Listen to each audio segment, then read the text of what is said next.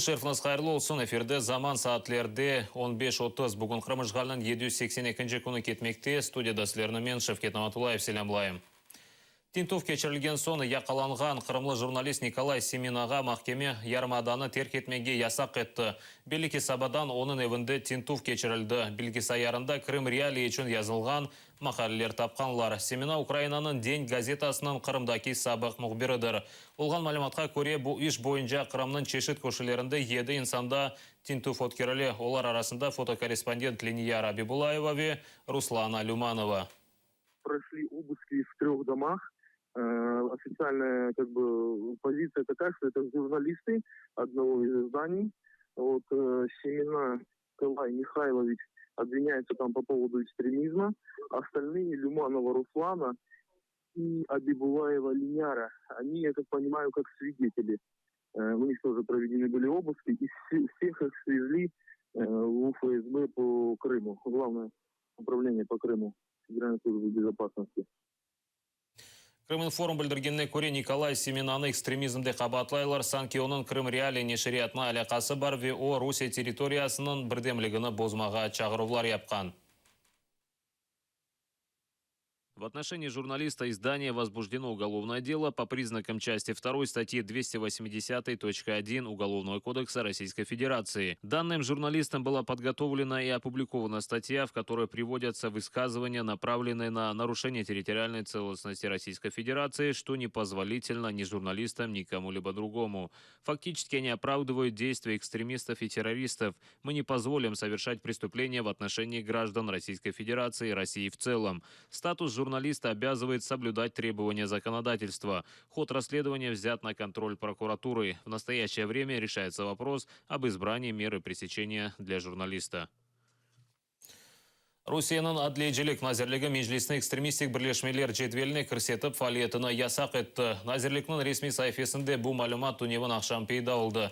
Межлісінің экстремистик бірлешмелер жетвеліне Қырымнан ишғалжы прокурора Наталья Поклонская шығарған қарар есасында кірсеткенлер. Беліке межлісіні ясақ етіп бойынша Қырымнан юқары Рос махкемесі аляда қарарыны шығарып оламады.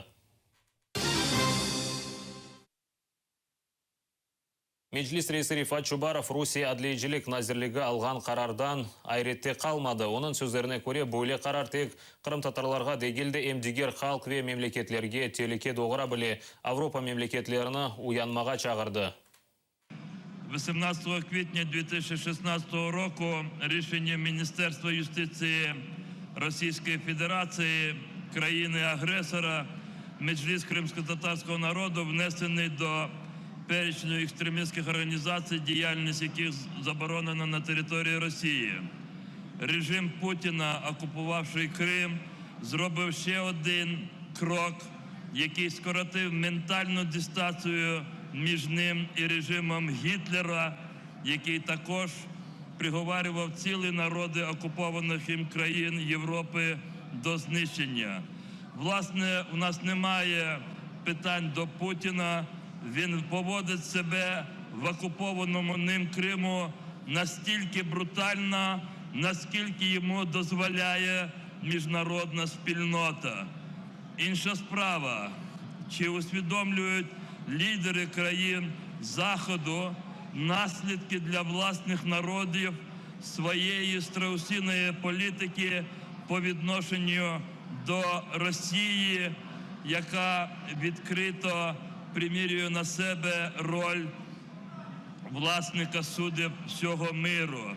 Сьогодні під ударом кримські татари, українці, Україна. Але ніхто не може уникнути відповіді на питання, а хто буде завтра приречений Росією? Отже, лідери країн Заходу, міжнародної спільноти мають зрозуміти, якщо не зупинимо Путіна, то завтра буде їхня країна, їхні народи.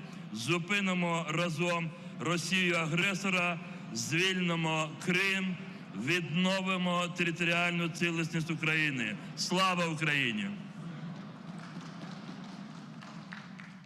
Мejlis экстремистик бірлешмесі кібі танылғаны себепілі Украина бірлешкен милетлер тешкілятының телекесізлік шурасына чағыра. Бұл ақта Юқара Шура елбашысы Андрей Парубий топлашуына ашқан вақыт білдірді. Бұне берабер о депутатлар да Қырым-татар халқына дестек көстермесіні чағырды. Вчора Міністерство юстиції Росії оголосило Меджліс кримсько-татарського народу екстремістською організацією. Цілий народ, наші кримсько-татарські брати, оголошені екстремістською організацією. Це вперше після закінчення епохи диктаторів Сталіна і Гітлера цілий народ оголошують екстремістами. І це прояв російського фашизму. 18 травня 1944 року Сталін підписав злочинний указ, який призвів до страшної трагедії кримських татар. 18 квітня 2016 року російська тоталітарна влада забороняє Меджліс. Дії Росії ще раз підтверджують визначення цієї країни з цим керівництвом як тюрми народів. Кримсько-татарський народ не має іншої батьківщини, аніж Україна, аніж Крим. І наше завдання усіх разом зробити все можливе, щоб чим швидше звільнити від окупації наші землі і наших кримсько-татарських братів. Я від імені українського парламенту звертаюсь до міжнародних організацій дати реакцію на цей злочин. Звертаюся до українського МЗС з проханням розглянути можливість термінового скликання Ради безпеки ООН з цього питання. Я впевнений, всім цивілізованим світом ми доб'ємося звільнення наших побратимів з-під окупації. Привітаємо наших побратимів, кримсько-татарських братів, щоб вони відчули нашу підтримку.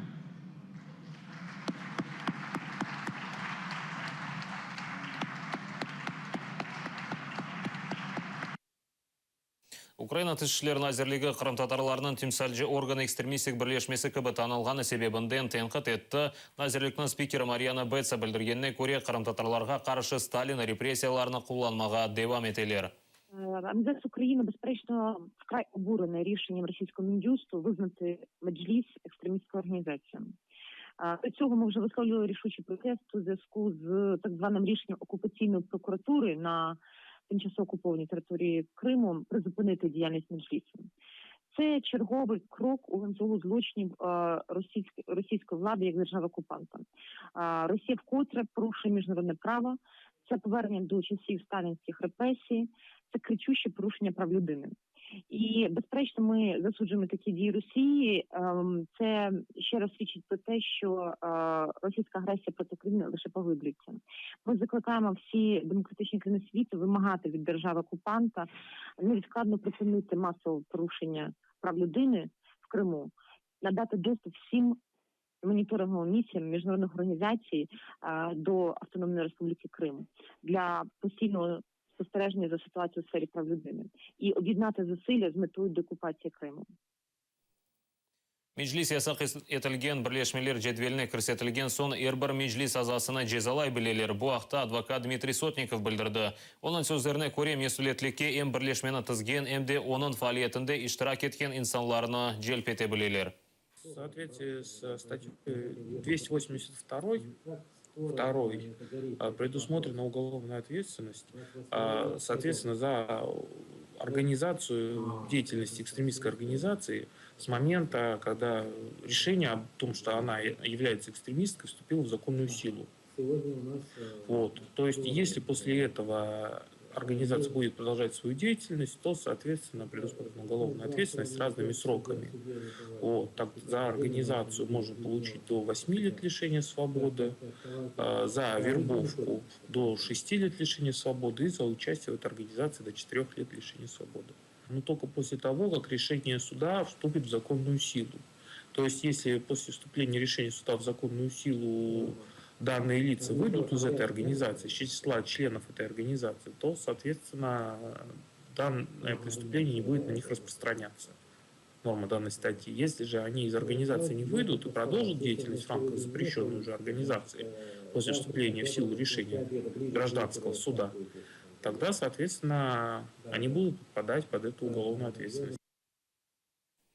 Бүгін Ялта живарындаки Қызылташта яқаланған қырым-татарларға қаршы махкеме башланды. Құрылтай Саляв комиссия рейсі Зайыр Смедляев білдіргеніне көре махкеме Ахмеджетінің Киев район махкемесінде күнді саат 2-де башланды. Смедляевның сөздеріне көре яқаланған Рифат Алимов и Арсен Джипаровны апсте қалдыра білелер. Беліке оларны Туневін Сабадан евлерінде тинту фоткерілген сон яқаладылар. Хизбут Тахрир бірлешмесіне алақасы олғанында шеклейлер.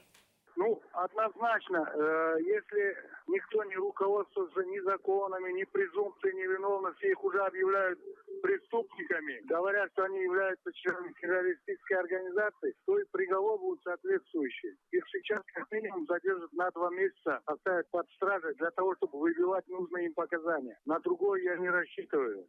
Что будет работать торжество закона, презумпция невиновности, какие-то демократические принципы рассчитывать в сегодняшнем Крыму не приходится. Достаточно кому-то написать какую-то бумажку, потом какое-то министерство эту бумажку уже утверждает в качестве закона, а потом суд будет руководствоваться теми бумагами и выносить решение. Киеве қырым-татарлар топлым яшаған қасабаларда сүргілінікнің 72 еллығына бағышланған матем тедбірлері өткерілежек. Бұл ақта Меджлис топлашуында қарар алынды. Тешкili комитет азасы Риза Шевқиев білдіргеніне көре майыс 18 күні сияси лидерлер депутатлар ве халқара тешкилят азалары иштирагы еле хатыра тедбірлері өткерілежек. Қырымда есе яшаған қырым-татарларға бұл күні тікленген хатыра биделері янында кечірмеге тепсие етелер. 18 числа в 19 часов на Майдане, центральной площади Киева, пройдет митинг, посвященный этим событиям, где приглашаются все жители Киева и крымско-татарской, азербайджанской, турецкой диаспоры, которые проживают здесь поблизости. Соответствующие митинги проводятся и в Херсоне, и на границах. Мы ожидаем, что из Крыма люди, которые в прилежащих городах проживают, они приедут, могут проехать через границу и поучаствовать в этих митингах. Так как там запрещено собираться и высказываться, то здесь они могут выразить свое волеизъявление и поучаствовать в этих мероприятиях. Бүгін Афганистан пайтақты Кабулда олған теракт нәтижесінде 320 инсан қазаланды. Патлав мемлекетінің бір қачын әзірлігі ве Америка Қошма Штатларының елшілігі янында. Яңғырады олған малыматқа көре бомбанен толы араба патлаған. Ондан сон ярым саат девамында атышов юз берген. 300-ден зияды инсан хастаханеге түшті, тахменен 10 инсан еляк олды.